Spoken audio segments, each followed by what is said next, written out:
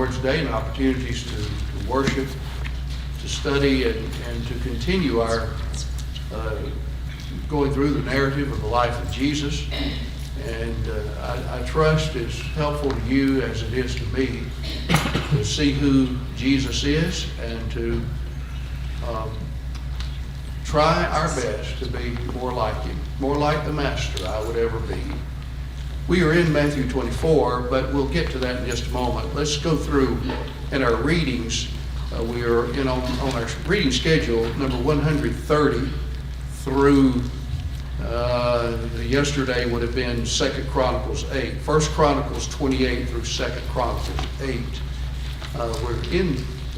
What we remember as we study Chronicles, as it relates to Kings, that First and Second Kings, 1 Kings 12 and following, deal with the divided kingdom and emphasize both kingships, some of the prophets, whereas Chronicles emphasizes what was that?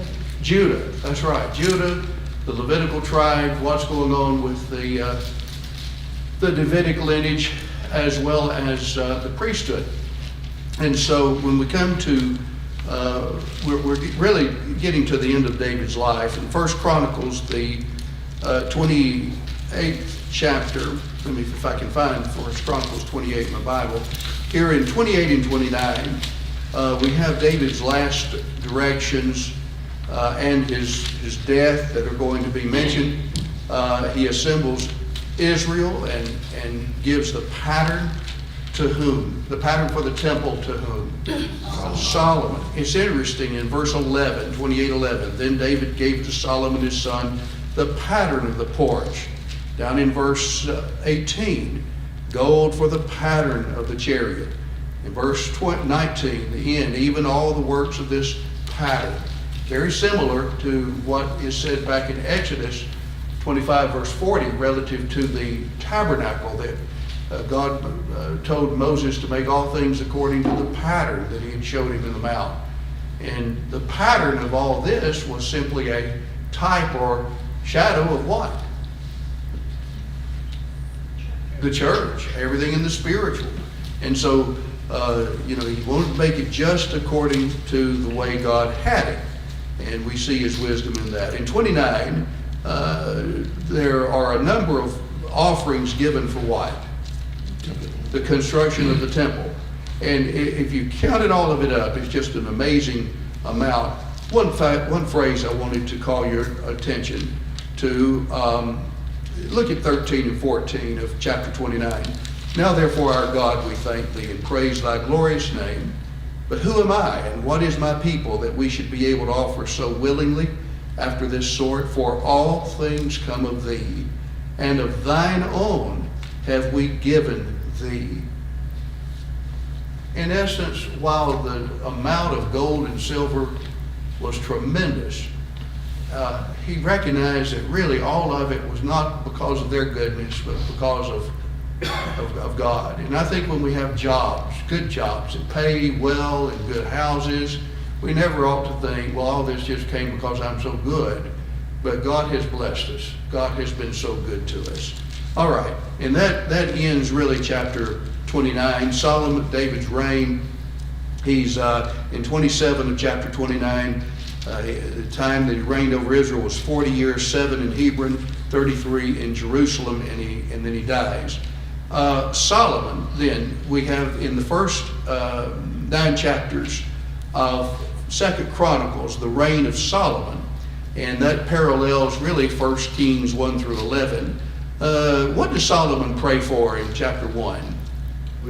Wisdom, that's right. And in chapter 2, he proposes to build a temple. I'm reading through, I noticed something that I had not marked before. If you'll notice in chapter 2, verse 1, Solomon proposed to build a house for the name of the Lord and a house for his kingdom. And Solomon counted out 70,000 men. That's 70 would be 20. 3 times 20 would be 60, plus 10,000 would be 70,000 to bear burdens. 80,000 hewers in the mountains, and 3,600 to oversee them.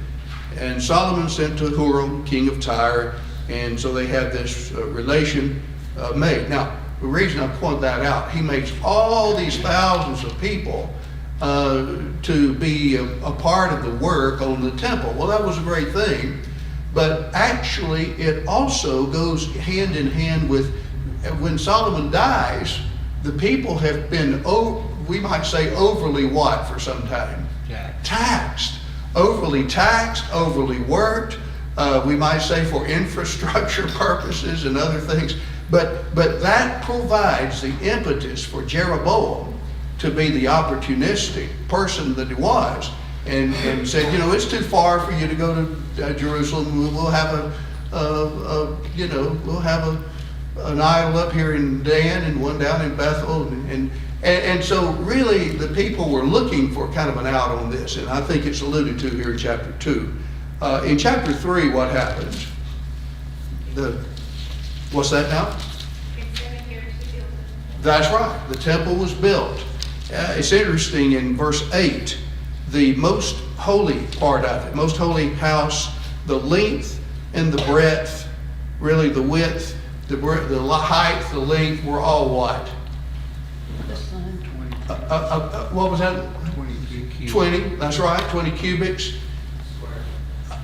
Yes, or we might say even a cube, a perfect cube. And that reminds us in heaven, in Revelation 21, it's a perfect cube. In the tabernacle, then now here in the temple, the Holy of Holies, or most holy place, represented what? Where God what? Where God dwelt, where His presence was. And so that's that you see obviously the type and antitype of that. In chapter 4, the furnishings of the temple are identified, and then in chapter 5, what's placed there? The Ark of the Covenant. And then in chapter 6, David does what? Solomon does what? Blesses the people. He blesses the people, and he speaks, and then he has a prayer at the dedication of the temple. There are a lot of great things. We don't, certainly, I'm sure you noticed them as you're reading, but so many wonderful ideas that Solomon states. One call your attention to, down in verse 18 of 2 Chronicles, the 6th chapter, verse 18. But will God in very deed dwell with men on the earth? Behold, heaven and the heaven of heavens cannot contain thee. How much less this house which I have builded? The Jews gloried in that house, didn't they? By the time of Jeremiah, as long as our temple is here, God's got to be with us. It didn't matter how they lived. But even the very one who was in charge overall, was king when the temple was built, recognized that God could not be contained in a temple made with hands. That's reminiscent. If you turn over to Acts 7 real quickly, keep your finger there. We're going to dispense with this in just a moment, but I think it's an interesting thing that the Jews during the days of Christ and the apostles still gloried in the fact that they had the temple, and that represented God's dwelling among them, and perhaps some preeminence that they felt. But Stephen in Acts 7 indicates that all of your history, all of our history, the Jews, has been one of disobedience to God, rejecting His deliverers, and he just kind of goes from Abraham all the way to the crucifixion of Jesus. But he mentions even in verse 47, read verse 47 and following with me. But Solomon built him a house. Howbeit the Most High dwells not in houses made with hands, as saith the prophet. Then he quotes from Isaiah. The heaven is my throne, earth the footstool of my feet. What manner of house will ye build me, saith the Lord? Or what is the place of my rest? Did not my hand make all these things? And then he ends the speech. But he goes all the way from Abraham and showing that, they had rejected God's deliverers, and they really didn't even understand the significance of the place. And that, yes, it's special, but God's not limited to being right there. And it's interesting how what Solomon says back here in 2 Chronicles 6 is almost like the background of what Stephen mentions here in Acts 7. Y'all see what I'm talking about? It's the same idea. All right, and then in 2 Chronicles, the 7th chapter, what does Solomon do? What was that, Patty? They dedicate.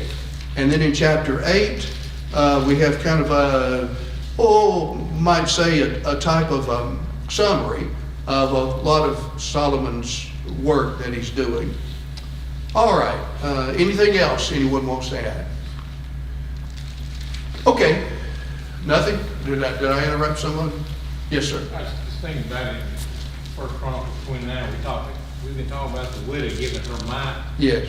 and he talked, where it said in verse 9 of 29, it said, "Then the people rejoiced because they had offered so willingly, and they made the offering to the Lord with whole heart. Yes. And David greatly rejoiced." Some years ago, I had a lesson just on 1 Chronicles 29 about giving. And that is one of them. They gave willingly from the whole heart. And God wants us to give it our hearts first. And then if our hearts are given first, then the amount will take care of itself. And So those that were given of their abundance. Of their abundance. Matthew did. Yes. Yes, good point. All right, enjoying the readings, and I hope you are too. All right, we are in the life of Jesus. For those of you visiting, again, we're glad you're here. We are in the last week of the Lord's life, and what I'll do is just, let's see here, if we can't get our stuff. Now, I think it'll go. In the last week, remember, years of preparation, then the beginning ministry, 3 to 6 months, about 2 years in Galilee. They follow him for the wrong reasons, and he needs to spend more time with his apostles, so he retires in about 4 different withdrawals. And he comes to Judea and Perea in the closing ministry, and then we have him in the heart of his enemies. And so much ink, divine ink, is used to describe what Jesus is going through. So here on Friday, he arrives at Bethany, and Mary anoints him at Simon the leper's house. On Saturday night, and Judas objects. And then the day of triumph, the people are, you tell me now, what 3 things are they doing? They're cut down palm branches and put in the way. They're putting their clothes on the road in front of him, and then they're singing Hosanna to the Son of David. And then on Monday, he shows his authority by cursing the fig tree. Then once he gets to the temple, cleansing it.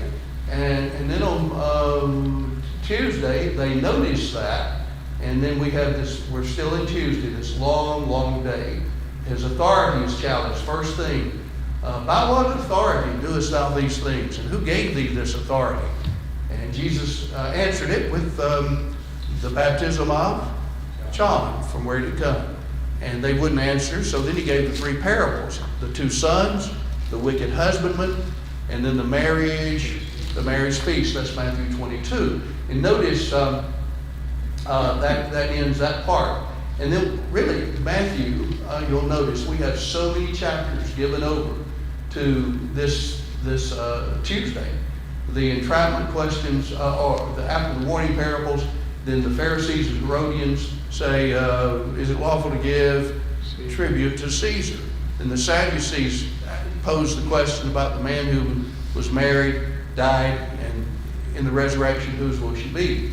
And then the third question was posed by a scribe, whom the Pharisees put forward, and said, which is the what?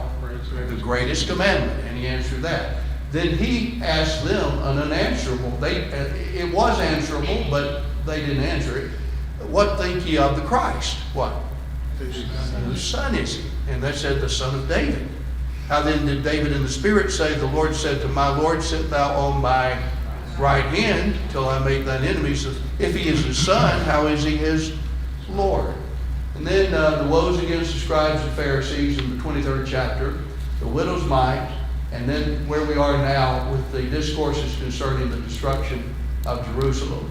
And the point is made is when they are going out, Peter, Andrew, James, and John, identified by Mark's account, call attention to the buildings of the temple, the stones and all that.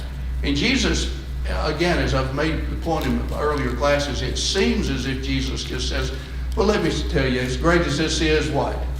Not one stone is going to be standing upon another. And they think, well, this must be the end of time, evidently. So there's a threefold question that's raised according to Matthew's account.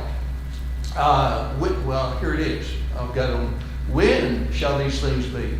And what shall be the sign of thy coming and of the end of the world? It's as if there's a two-part question. Well, three parts. When, what will be the sign, and of the end, what will be the sign of the end of the world? Evidently, they thought the end of the world would have to come for the temple to be destroyed. One thing I didn't say that I've been thinking about that I wanted to say in a brief way, that some of our brethren, good men, I differ with on that. They look at the whole 24th chapter as a description of the destruction of Jerusalem. And I think one reason they do that is they allow Mark and Luke's account of the same in Mark 13 and also Luke 21 to be kind of the explanation of some of the details of Matthew. But the truth of the matter is, Mark and Luke do not mention, or at least Mark and Luke do not include the part of the question here on the end of the world. And so Mark and Luke primarily deal with the destruction of Jerusalem. And you can you can section out parts of Matthew 24 to show where Mark and Luke deal with that.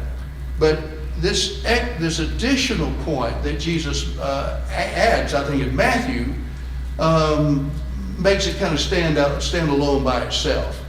And that is that they evidently misunderstood that there's going to be, that the end of time is not going to be when Jerusalem is destroyed. It will be the end of time for the Jewish nation, be the end of them, but it's not going to be the end of the world when he comes. Now, the judgment of Jerusalem was a judgment of the Lord, just like the end of time is going to be a judgment of the Lord.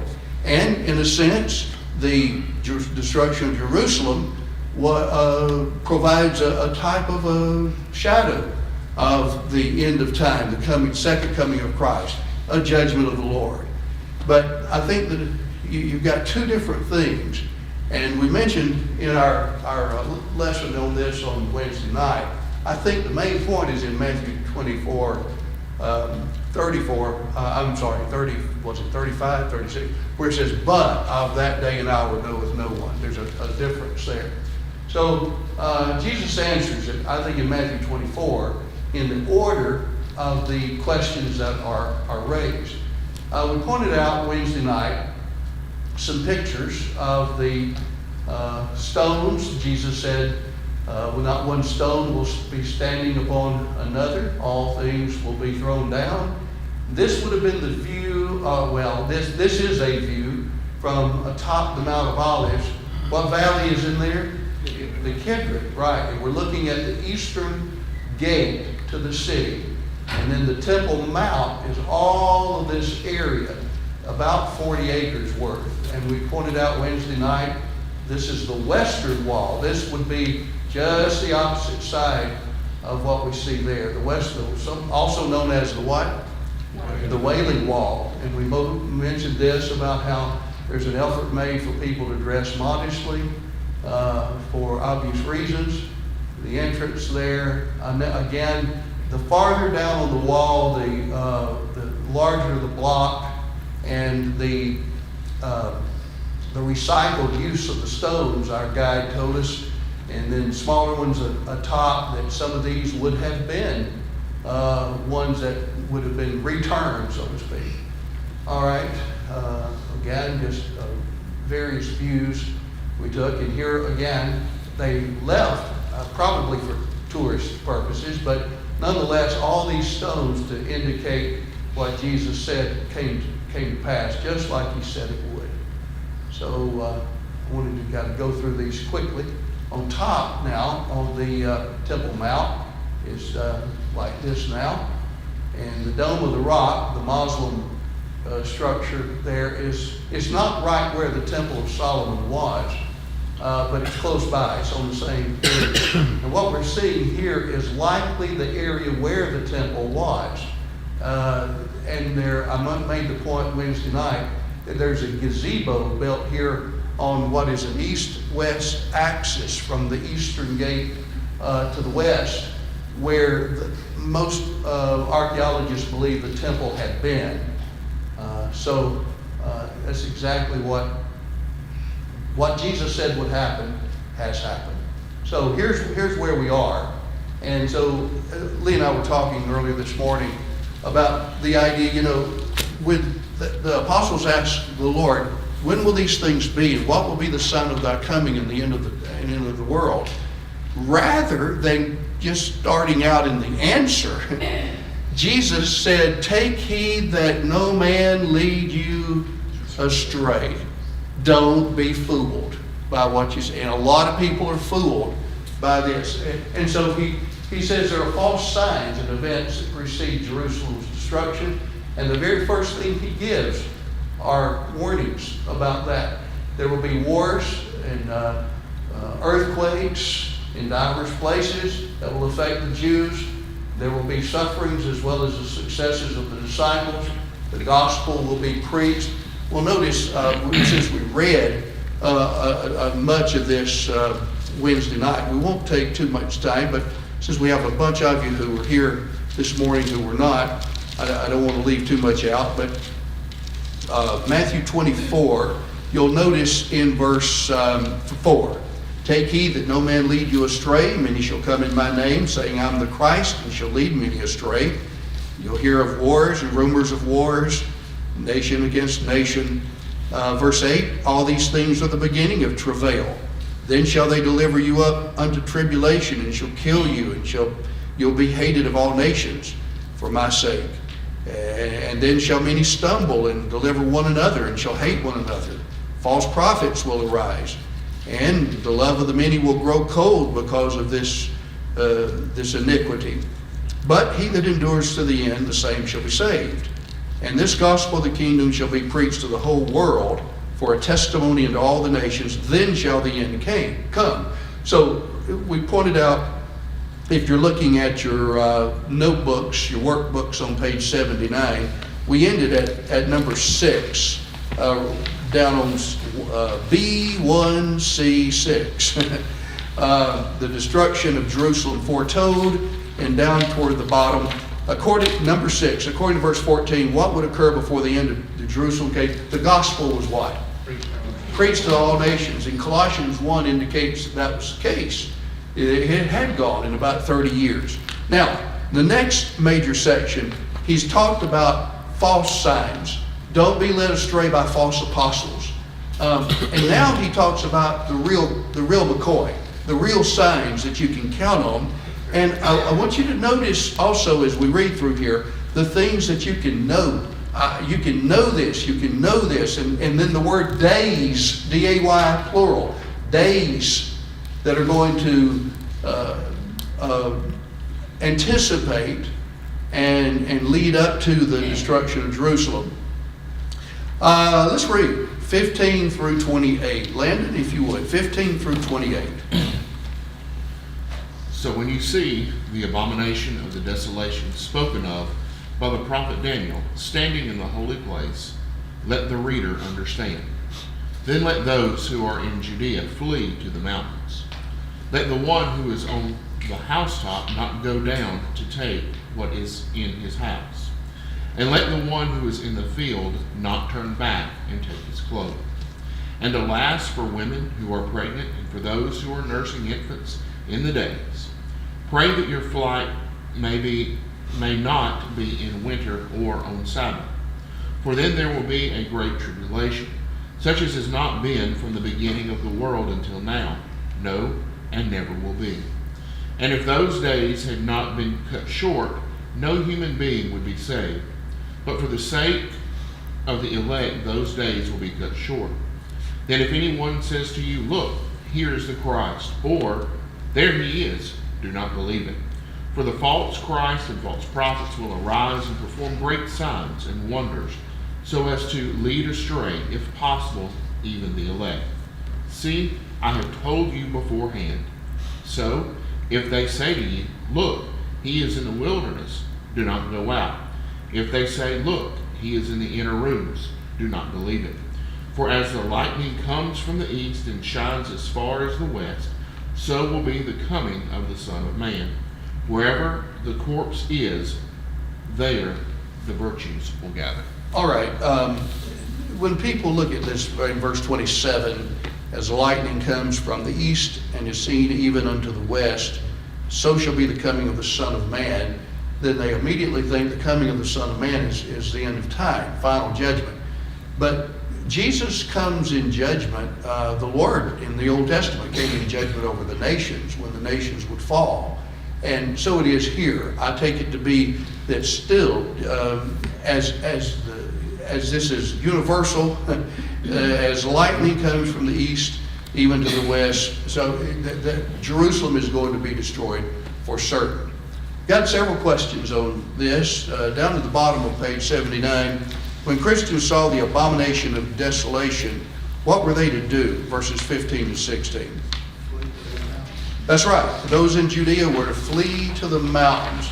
Now, you know, you can appreciate the fact that Jesus talks in some of those verses in the first part of the reading, Landon made, about, you know, there's going to be a time, but it's going to be a limited time that you can get away.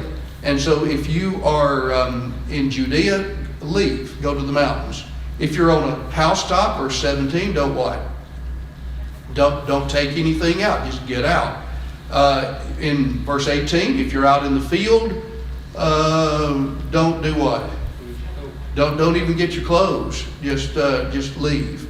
And then if you have special responsibilities with family, such as women who are with child or nursing children, it's going to be difficult because you're going to have to get out. The time is limited. And hope that it's not winter, verse 20. Hope that it's not on the Sabbath when the gates will be closed, because there's going to be great tribulation that the world has never seen, and you need to be able to get out. Excuse me. Yes, ma'am. I have a question on that one, on number 4 about the Sabbath day. The way the question reads, it says, on the Sabbath day, why should Christians did not live under the old law, so the Sabbath day wouldn't have been in effect. So at the time of the destruction, they were not under the old law. No, that's not the point, though.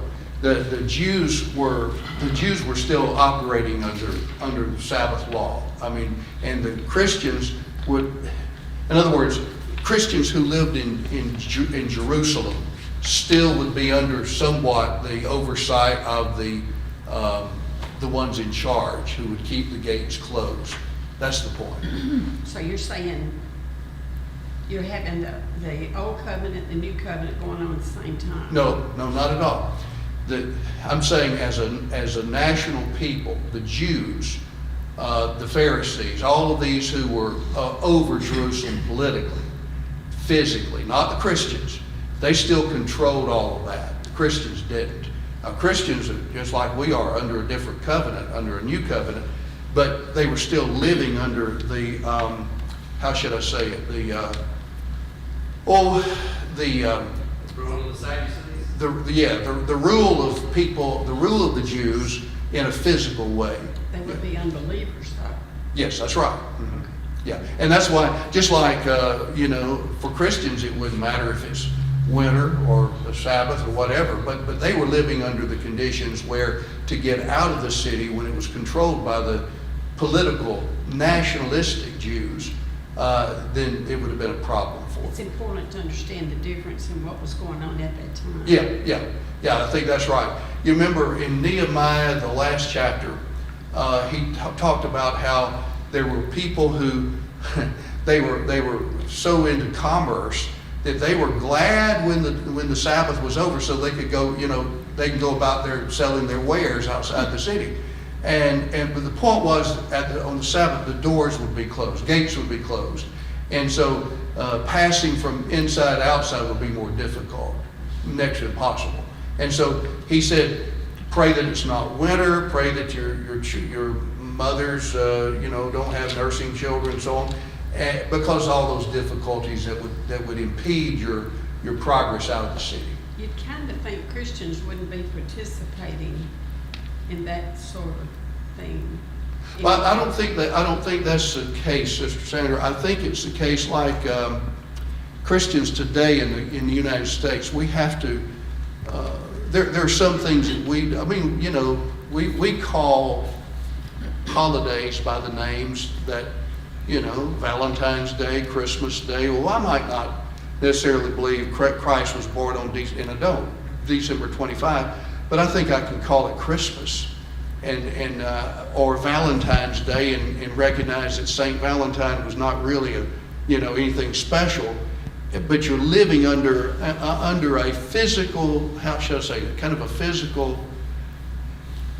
We're compelled really to say those things. Yeah, well, it's just it has nothing to do really with our spirituality, but we're living under the supervision, so to speak, of people who are, and that doesn't mean we do what they say spiritually. It just means we have to note that and be able to get. But I wouldn't be, under those days, a Christian would not be bound by the Sabbath day. No, we're not saying that he is. I'm just saying that The gates being closed is just a product of what the Pharisees, the rule. Yeah. Of the Pharisees. The people who were in charge were still living under what, the Sabbath and even all their traditions And under at the that. time this was told, they were still under the old law. Yeah, they were. They didn't know exactly when it would come. Yeah. So in a way, he's telling the people under the covenant that they're still under right now. No, I think you've read too much in it. I think what he's saying here is that there are going to be difficulties that are imposed just because of where you are. And not having anything to do with their spirituality. And because they're in Jerusalem, they need to get out. Well, who controls Jerusalem? Well, the leadership of the Jews. And that's under, even the Romans. The Romans allowed that. So it's kind of like,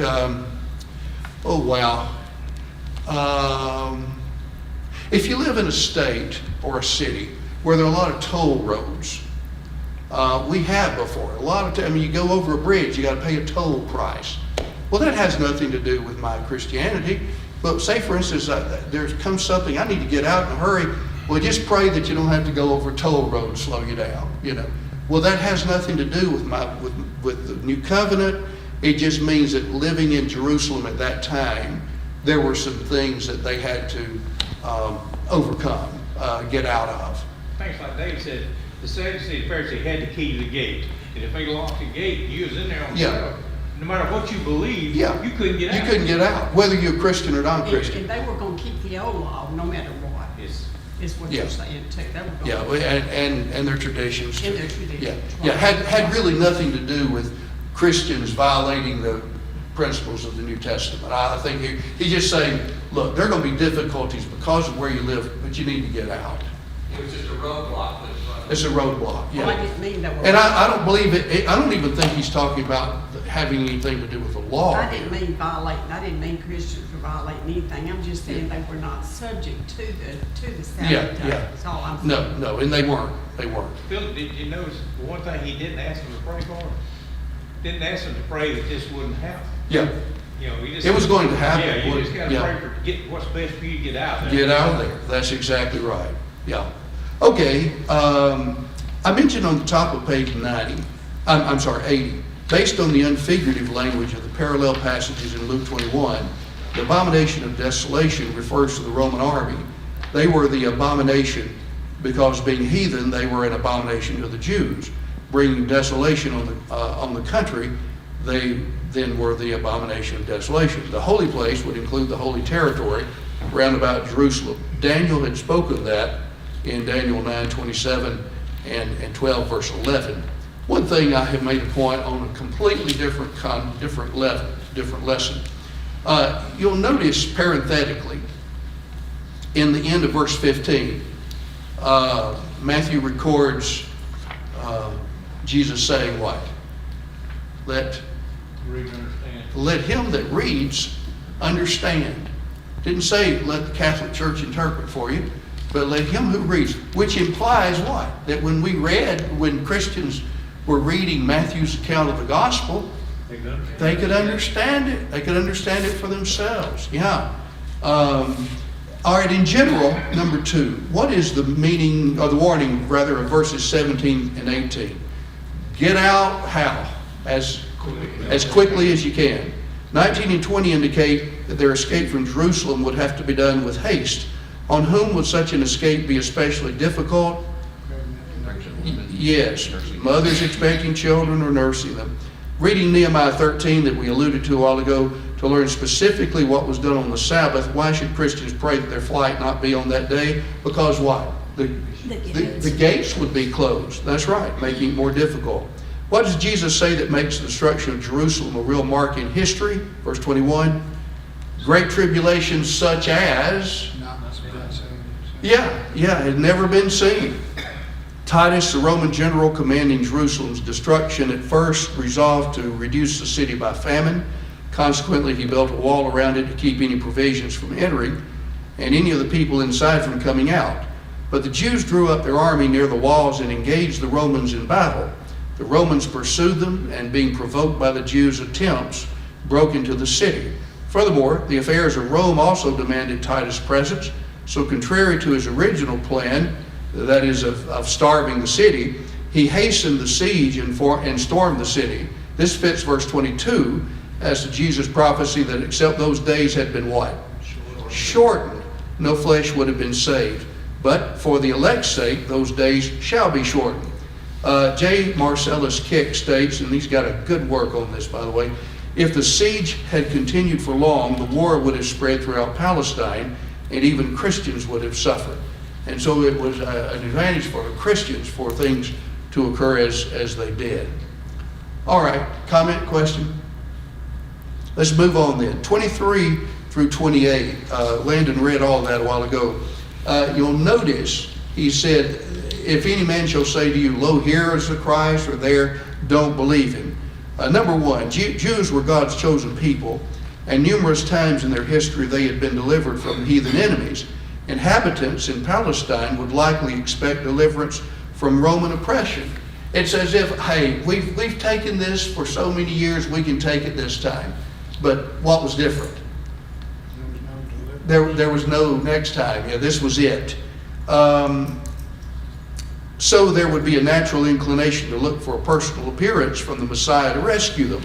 They would be more vulnerable to the claims of false messiahs, where they're looking for someone to rescue them. What did Jesus warn in these verses? Don't what? Don't follow anybody who's promising you deliverance. Yeah, there you go. When the Christ actually appears, what will it be like? Verse 27. Like lightning, yeah, coming from the east, and everywhere they would look, it would see that the destruction was nigh. The certainty of Jerusalem's destruction is pictured in a proverbial statement in verse 28 when he says, wheresoever the carcass is, there will the eagles or the vultures be gathered together. And I just told you the answer. As certain as vultures feed on and devour dead animals, so Jerusalem will be fed on and destroyed. Wheresoever the what? The what is? Carcass. There will the eagles be gathered together. The carcass.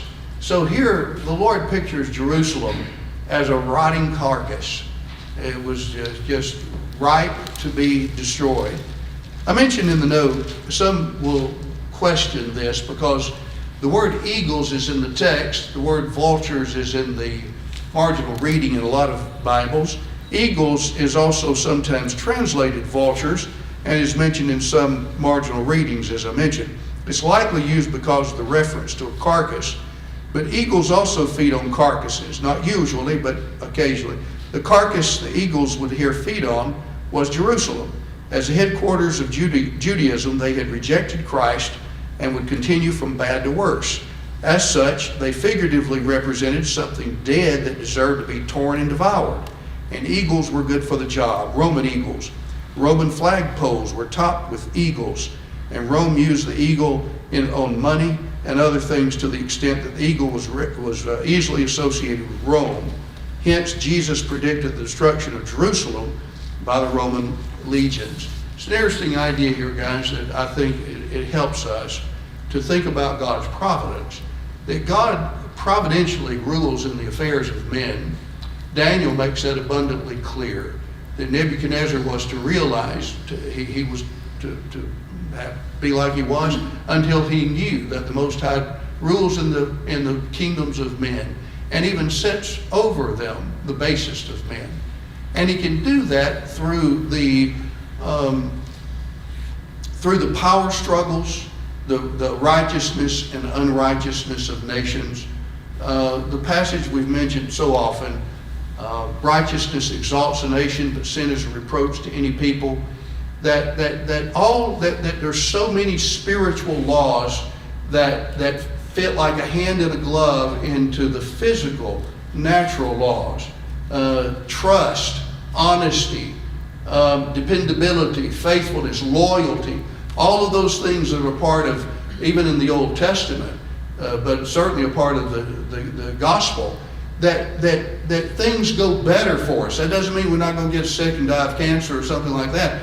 But in general, a nation does better when the laws that God has in both testaments, for that matter, the morality of the Bible, the truthfulness, the faithfulness, the loyalty, they're all a part of both covenants. When they're followed, you have a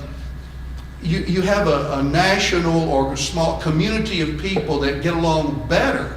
It's just like in any organization, whether it be a school or Landon is or anything. When people subscribe to these kinds of moral and righteous principles, things go better. Bills are paid. People don't abuse other people verbally or sexually or physically. There are things that go in an orderly way. It just, when God's spiritual laws work together with natural and physical laws, things are better. But sin is a reproach to any people, the second part of that verse. And so when you have distrust, dishonesty, immorality, untrustworthiness, disloyalty, and it's on a community-wide national level, then that kind of people is ripe. That community is ripe to go under. And that's the best I can do to describe that people are so stupid. They think that we can do everything. I say we, I use that in an accommodating way, that our country and leaders and the national people can think abortion is okay, same-sex marriages are okay, and we're not going to have any kind of consequences of that. We hadn't just gotten there yet. And there are people who are saying, well, you know, we've had all these problems before, we've overcome them, and we can overcome them again. I can't help but think of Jerusalem. That's what people were thinking then. They were looking, oh, well, we've overcome this before, we'll overcome it again. And that's not necessarily true. And so what we've got to do is just trust in the Lord in His way and be a pocket here in Pleasant Grove of righteousness and try to help others to see the Lord's ways as best we can and try to encourage them to do it. That's all we can do. We can't make people do what's right, but we can show them what is right. Okay, comment, question? This was a singular event with the destruction of Israel. Yes. This is the end of the Jewish system, putting a period. Yes. The Last Supper with Jesus was the last true of the law. Yes. The last Passover. The last stroke. Yes, and all of that consummated in Jesus. And now they would continue on, you know, as you know, in a nationalistic way. But even that would be brought to its end. From that point in time, the Jewish influence eroded away. Yeah, They didn't have an army and they didn't have an ally. right. You know, when Julius Caesar got some help from Herod the First, they were in tight with Rome and had some level of influence. Yes, And so the Herodian kings were hooked up politically, put Yes. it that way. And then at the end of that, Rome had washed their hands. yes, end of it. That was the end of any political help they had, and you know, I guess it took an act of the United Nations. Yeah, to end And to it. have the national title again. Yes, that's exactly right. Yes, ma'am. Does history tell us how many people died? Yeah, roughly. Richard, how many? What? How many people were killed in the destruction of Jerusalem? Well, it wasn't a total loss of life, but thousands. Yeah, I remember reading, wasn't it over 200,000 that were enslaved to be captives sent to Rome? Seemed like it was 250,000 that were made slaves immediately. Several thousand escaped to the mountain fortress area. Yeah. Most make the point that there was not a Christian who died in Jerusalem. That the most of them escaped to Pella, which was across the river, and that they made it that none died. But it was a tremendous loss. I have read before the numbers. That's why I asked Richard. I didn't remember offhand, and I don't think I had it in my notes anywhere. But it was. Richard, you remember anything else you want to say before we call off the dogs? Well, it was bad enough that Josephus wrote about children being cannibalized during the siege. So Yeah, and even that, it was shortened, but it was still short. terrible. Carried on, it's been a lot worse. Yeah, and that was not the first time that happened, you know, with Syria and earlier. Okay, anybody else? All right, we'll have to stop for time's sake. Thank you for all your comments.